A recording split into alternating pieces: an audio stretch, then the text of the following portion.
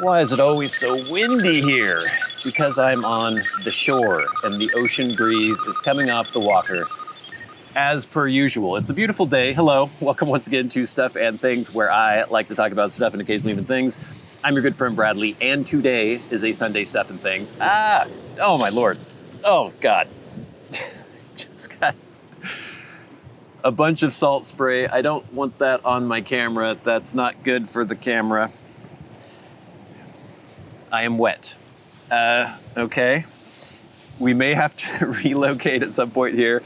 And on this Sunday Stuff and Things, as in addition to getting sprayed by salty seawater, we have stuff and things to talk about, including upcoming videos, things you can look forward to on Stuff and Things YouTube and Stuff and Things Patreon. We are going to get into using my Nikon FE2, if I can grab it out of here.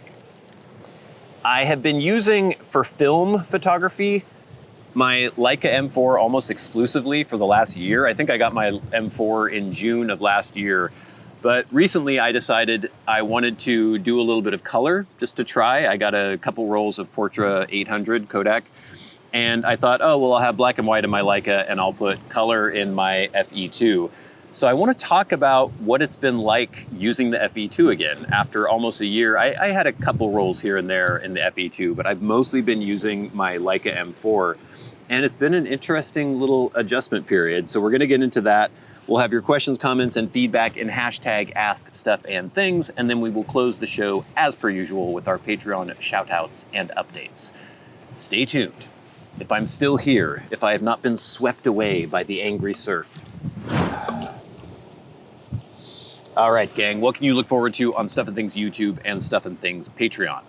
Well, first, this week, exclusive to Patreon will be the I'm Not Going to Like This Peterson Sweet Killarney video. So the I'm Not Going to Like This series is a series in which I try blends that I assume that I'm not going to like.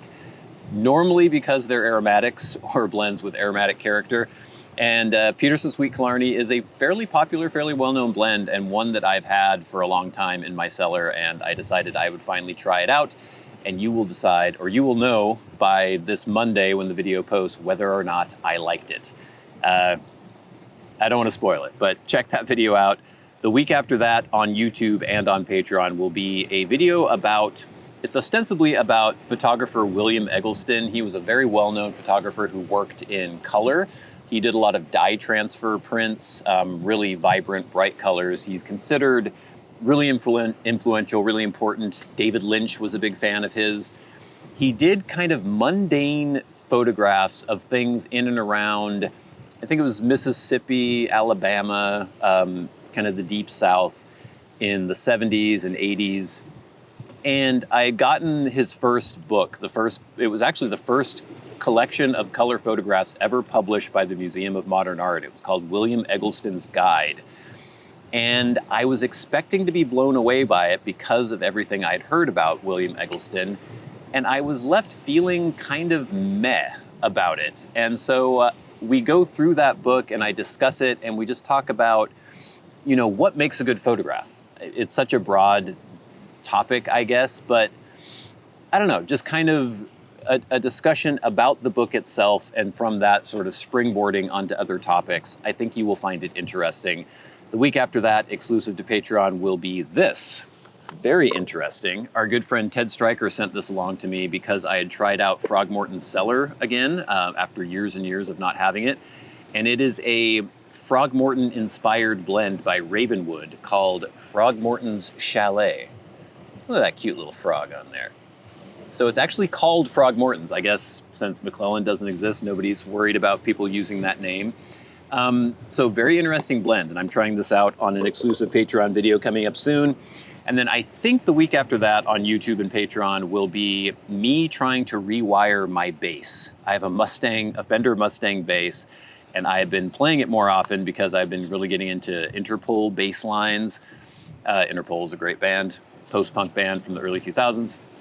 And I'm having an issue where my tone pot, if I roll the tone off, is actually rolling the volume way off. And I figured I want to do something about that. And I figured if I'm going to do that, I might as well put in just an entirely new wiring harness with really nice components, CTS pots, switchcraft jack, orange drop capacitor, and it actually matches more closely what was in the base that this is modeled on. Is a 1966 Fender Mustang bass, and in 1966 they used CTS pots and switchcraft jacks, so those more high quality components. So I just bought an entire wiring harness from a guy in Texas, and I'm going to try to put it in my bass.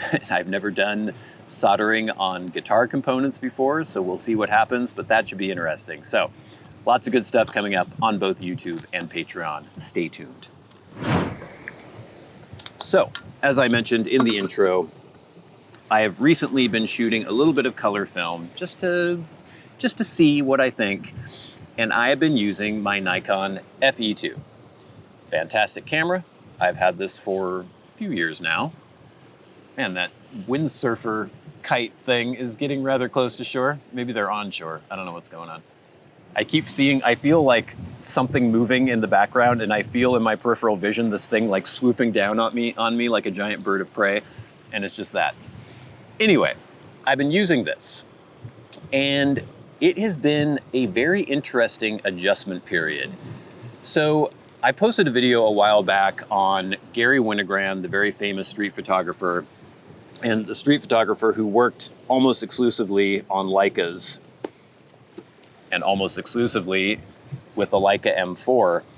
And in the video, he was saying some controversial things. It was from a talk he gave at a university in Texas in the 70s. And he was basically saying that an SLR, a single lens reflex camera like this, and he even name checks Nikons because those were the ones that were the most famous and popular at the time, that they are not photographic tools. And he basically was saying that you have to watch the video that I posted on my channel, you should find that. But he was basically trying to say that because of the fact that you are seeing through the lens, and if you're using a lens that is over, I don't know, 40 millimeters, maybe 50 millimeters, you are seeing depth of field. Like, so if you're shooting and you're focusing through the lens, the camera is choosing the picture for you because it's putting some things in focus, some things out of focus. It's basically not showing you the world as you see it. And he was saying that if you are shooting at f11, then it's basically just like using a rangefinder, and so you might as well be using a rangefinder. I don't know. It was an interesting thing. He wasn't amazing at explaining his ideas, but I think I understood what he was saying, and I think I get what he was saying. Obviously, there are a lot of people who have used SLRs very successfully to take very good pictures, but I was reminded of that little talk and the video I made about it as I started using this again, because when this was my only film camera, I got very used to using it. But then after only using the Leica after a year of using almost just the Leica, I got so used to using that just muscle memory and the way I do everything was completely geared towards the Leica M4. And I think I had noticed that when I first started using this, I started taking sort of different kinds of pictures. And I want to kind of delve into that a little bit, because now that I've switched back, not permanently, but just every once in a while, I'll probably be shooting a roll of color in my FE2. It has, again, affected the way I take pictures. And I think that the argument that Gary Winogrand was making, he was a little bit absolutist about it, but I do kind of understand a little bit more about what he was saying. So the thing about the Leica is the speed. I, for some reason, can work so much more quickly with this camera than I can with the Nikon FE2. There's something about the focus, there's something about the size, there is something about the way the controls are set up that it just feels so frictionless to use this camera, put it up to my eye. If I need to do any critical focusing, I can do it so quickly. It's just muscle memory, it's second nature. I can click the shutter and it's just pretty much instantaneous. I don't even have to think about it. With the FE2, now some of this is the fact that I just wasn't used to using this again. The fact that the focus is the exact opposite of how it is on the Leica. The aperture ring isn't quite as accessible. It doesn't have the little focus tab on the lens that most Leica lenses have. That makes a difference, but a lot of the time I'm shooting at f11, f8 anyway, so I have pretty wide depth of field. I don't need to critical focus that particularly, but there is just something else about using this. I don't have any film in this right now, so I can wind. It's just not quite as quick. And then when I go up, if I do have to critical focus, the split prism is not quite as quick and easily readable as the kind of little rangefinder ghost image patch on the Leica. Now, the other thing that has really kind of been brought home to me is just how much louder this camera is. Now, it doesn't seem like it would make that much difference, and obviously there's all sorts of wind and wave noise out here. But if you hear this shutter, there's kind of like this prong to it too. When I am tiptoeing around and taking pictures, sometimes I'm being sneaky. If I go up with my Leica, first of all, it's not as obvious. Like when I take this big black camera up, people see this much more easily. For some reason with the Leica, they don't notice as much, even though, you know, it's got this bright chrome on it and everything. There's just something about the size. Maybe it just doesn't look as intimidating. But when I bring this up and I click the shutter, I have film in this now, so I'm not gonna do it. It's just this little, barely hear it, especially out on the street if there are people talking. I could be right behind somebody or right in front of somebody, and people won't know necessarily that I took a picture. With this thing,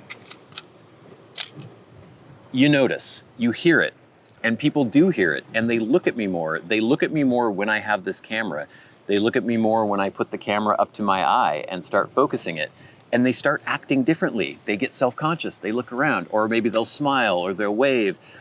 Kind of just all the responses that I don't want when I'm trying to take candid street photography pictures. So I've found that as I'm using this camera, I'm a little slower with the focus. I'm a little slower with kind of everything with this camera. And also I feel like it's a little more obtrusive and I can't really get the kinds of pictures that I could get with the Leica as easily. And so I find myself doing more kind of landscapes or still lifes or things from a little bit more distance.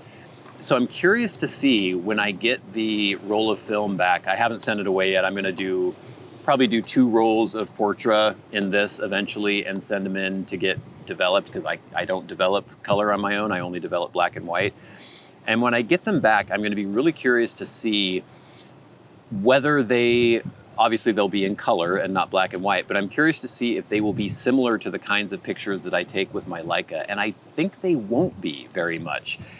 It just feels like I'm not getting the same kinds of pictures, and they might be good pictures, and they might be pictures that I like, but it's just not the same. I don't know what it is. There is a joy in using this camera, and there's a joy in using the FE2 as well. This is a fantastic camera, it's beautiful, I love it. But there's something about this, and it's not just because it is a mythical Leica and everyone should bow down to Leica because they are amazing and wonderful, whatever. I think they're kind of overhyped, I think they're kind of overpriced, or very overpriced. But there is something to this. It just works for what I want to do.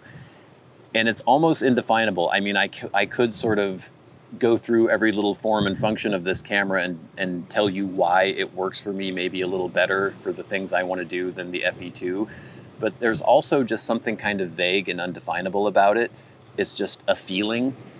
And I find that I take different kinds of pictures. I find that I have a different kind of response from people when I'm taking pictures with this Leica. So it has been kind of interesting to go to a different camera for a while and just see how it affects me, how I feel about it, and how other people view me when I have that camera.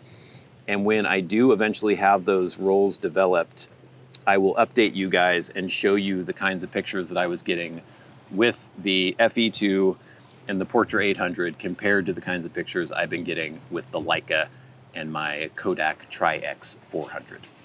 Stay tuned. All right, gang, but now it's time for #AskStuffandThings. Remember, if you have a question for me and you would like it answered on the Sunday Stuff and Things, you can tweet at SAT Bradley with the hashtag askstuffandthings, but you probably shouldn't because nobody does, and I never read Twitter/X anyway. If you are a Patreon supporter, you can write to me via Patreon. Go right to the front of the line. If you hit that super thanks button under this video, you can go right to the front of the line, or you can leave questions, comments, and feedback in the comment section of my YouTube videos. So, first we have one from @52dislikes who says, this is feedback from last week's Sunday Stuff and Things. Looking forward to Wednesday's show. So last Wednesday was when I posted the video on what I use to scan my negatives. I just got a good working Minolta SRT 102 and found a box of old negatives from my days shooting for a national magazine. Retired, but getting back into the hobby. Cool. I hope that video was helpful for you. Actually, I think he did comment on that video, so we'll be reading that soon. Then we have @Journey of a Super Scrub who says, I'm mainly do documentary photographer. Sorry, I made that sound worse. They said, I'm mainly do documentary photography. However, if we're treating it more as an art rather than something with purpose behind it, my test is whether or not I keep wanting to look at the pictures. If I'm drawn to it, then I'm sure somebody else will be too. That's a good criteria. So we're talking about what makes a good picture. What do you enjoy in a photograph? I think what makes Eggleston good is that he gives you permission to be mediocre. Interesting. Not everything can be some wild Peter McKinnon banger photograph. Personally, I find scrolling bangers boring very fast. Yeah, that's an interesting thing you bring up. And one of the things I discovered when I was looking at that Eggleston book and some of the pictures weren't wowing me, and I was trying to figure out why, he takes some pictures that I kind of take too, similar subject matters, and it's interesting that I'm compelled to take certain pictures, and then if I see, and I'm be like, oh, this picture's pretty good, even though usually I hate all my pictures, but theoretically or hypothetically, if I said this is pretty good, but then I see the Eggleston picture and it's a similar kind of picture that I took, why didn't I like the Eggleston one as much? I don't know, it's fascinating. And then we have @Flint-Hills Briar Gareth who says, FYIW, for what it's worth. For what it's worth. Okay, that's what that must mean. I like how you aren't one of those guys who are too cool to enjoy sports ball. I'm a Broncos fan myself, although the complicated and I feel subjective nature of football rules often drives me up the wall. I often find the simpler sport of hockey more fun to follow more closely. I don't really watch hockey. It interests me though. Anyway, I'm a big cycling guy. I ride and I watch some of the bigger bike races. 2 weeks ago, I was in Emporia, Kansas for the Unbound Gravel Race, which has become one of the world's biggest gravel bike events. Is this bicycles? Okay, yeah, so bicycles. Photographers and videographers everywhere. I was there to volunteer my way into participating next year, and I also shot 4 rolls of black and white film in the 2 days I was there. Cool, it sounds like a fun event. I was happy to spot Tilly Scholl, who has a YouTube channel at the race, photographing the riders as one of the folks with actual event credentials. That's really interesting because she is the wife of Rhett Scholl, who I had mentioned before about the whole Fender controversy, and I've seen some of her videos. She does do film photography stuff as well. Although it's not exactly my jam, I decided yesterday to go downtown to shoot some photos with the last roll of film that I had chilling in the fridge. I figured that I could get some cool shots of the runners and also do some street photography with more folks around, or so I thought. I was rather sad to find that I was the only photographer out there, just weirdo me with my 40-plus-year-old Nikon with a roll of Ilford HP+. Oh well, at least I showed up. F8 and B there. I like being the only one with the camera sometimes because, I don't know, I watch videos sometimes of people, I don't know, they'll be on a street corner in New York and there's 6 other people with cameras just like photographing people. It's kind of nice if you know that you're the only one getting the photograph that you're getting. But thanks for that comment. Interesting stuff. And then @Blake's Pipe says, sadly, when a team wins the big game, they get paid and the good ones get lazy for some reason. The team gets split apart as other teams offer money to the players with rings. I don't really know this is true, but I have seen it. Not sure how Kansas City made it back 3 times. Must have dedicated players to excel. So yeah, I was just talking about how everyone is penciling in the Rams now as the team to beat in the NFC, even though the Seahawks just won the Super Bowl. I think the Seahawks are still going to be pretty good this year. All right, and then we have some feedback from what I use to scan my 35mm negatives. 52 dislikes said, thanks for this. So I'm glad 52 dislikes enjoyed the video. And then @Michael Pickardall said, I was looking into the $500 Valoy kit because it does 120 negatives too, but I will look into this one as well. Yeah, $500. The kit that I showed on my video was 90 maybe. So much less expensive than most of the negative scanning kits that are out there. So if you have any interest in that, check out the video that I posted last week. So thanks for all that feedback. Please keep it coming in. It really helps make the show go. All right, gang, but now it's time for the very best part of the show, and that is where we thank our Patreon supporters. Remember, if you would like to support Stuff and Things on Patreon, there is a link in the description box below, and it is much appreciated. It is basically the only way I'm able to keep making these videos. If you like anything you see on YouTube and you'd like to support continued content like that, $5 a month gets you in. You get early ad-free access on Patreon to all the videos I post on YouTube, and you keep the lights on here at the Stuff and Things studio. If you want exclusive access to any of the pipe stuff that I post, that only goes on Patreon. Again, $5 a month gets you in. Every single week we post a video from the archives, one of my old pipe blend reviews that had to be taken off Patreon or off YouTube, and then any new pipe stuff goes on Patreon as well. So $5 a month gets you in. You get access to all sorts of good stuff. But every week I like to shout out those who support Stuff and Things at $25 or more a month. The producers of Stuff and Things. People like Jason Buckner, Arcturus, Ashes of the Phoenix, The Friendly Piper, GreatGrol, Glenn, just Glenn, David Severin, Nicholas James, Kyle Whitmore, Mr. Gibson, Chris Caughey, our good friend Ted Stryker, thanks again Ted, and GandalfTheGrey. And of course the Maniacs, the crazy people who support Stuff and Things at $100 a month. People like the stolid and dependable Bob Magee. And we will never forget our dearly departed friend and Hall of Fame member, Peter Straub. Gang, what can you look forward to exclusively, where is that? On Patreon this week. First of all, on Monday, we have the Peterson Sweet Killarney I'm Not Going to Like This video, so check that out for sure. And then on Thursday, from the archives, we have GLP's Telegraph Hill.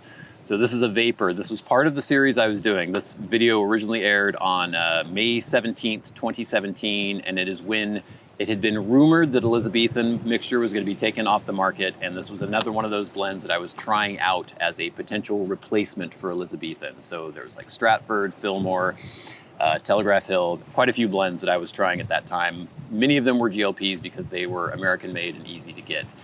But check that out. Lots more good stuff coming up on Stuff and Things YouTube and Stuff and Things Patreon. But until next time, until we meet again, I'm your good friend Bradley. You've been the audience. This has been Stuff and Things on a Sunday Stuff and Things. I'll see you later.